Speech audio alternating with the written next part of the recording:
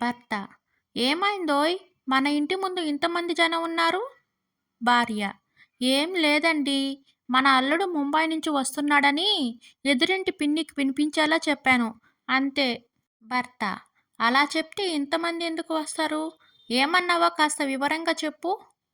భార్య: ఏం లేదండి, ఈ మధ్య నేను ఇంగ్లీష్ నేర్చుకుంటున్నాను కదా, అదే ఇంగ్లీష్లో today Sunny Leone is coming to my home from Mumbai అని చెప్పాను. భర్త: నీ ఇంగ్లీష్ తగలయ్యా, అది సన్నీ లియోన్ కాదే, సన్ ఇన్ లా. రాజు: ఏంట్రా రాము, ఏంటి అంత హ్యాపీగా ఉన్నావు? రాము: ఫేస్బుక్ దయ వల్ల ఇవాళ పెద్ద ప్రమాదం నుంచి బయటపడ్డాన్రా. రాజు: ఏదైనా సైబర్ క్రైమ్ నుంచి బయటపడ్డావా? రాము: లేదురా, ఇవాళ మా ఆవిడ పుట్టినరోజని ఫేస్బుక్ నోటిఫికేషన్ వచ్చి బతికించింది, లేకుంటే అంతే. రాజు: మామా, ఫిబ్రవరి 14th వస్తుంది కదా, నీ ప్లాన్స్ ఏంటి? రవి: నాకు ఎలాగో గర్ల్ ఫ్రెండ్ లేదురా, పార్కుకు వెళ్ళి పాములు తేళ్ళు వదులుదాం, మంచి ఎంటర్టైన్మెంట్ వస్తుంది మనకి. కాంతం సూపర్ బజార్లో ఒక ఖరీదైన బిస్కెట్ ప్యాకెట్ దొంగతనం చేసింది.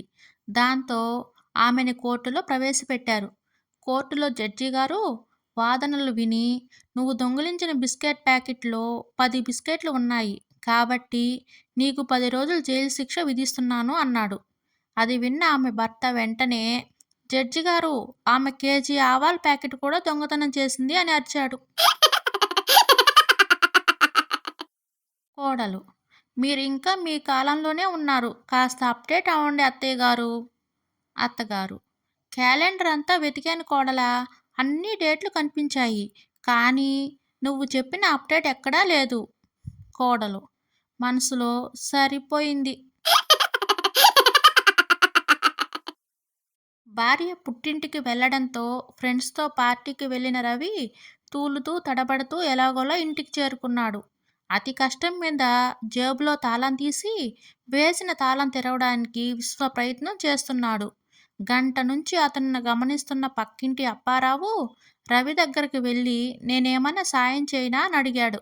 ఆ మాట విని చిర్రెత్తుకొచ్చిన రవి, నేను గంట నుంచి నానా పాటలు పడుతున్నాను, నువ్వు ఇలా వచ్చి అలా తీసేస్తావా? సర్లే, ఎలాగో సాయం చేస్తానంటున్నావు కాబట్టి ఊగుతున్న ఇంటిని పట్టుకో, నేనే తాళం తీసేసుకుంటాను.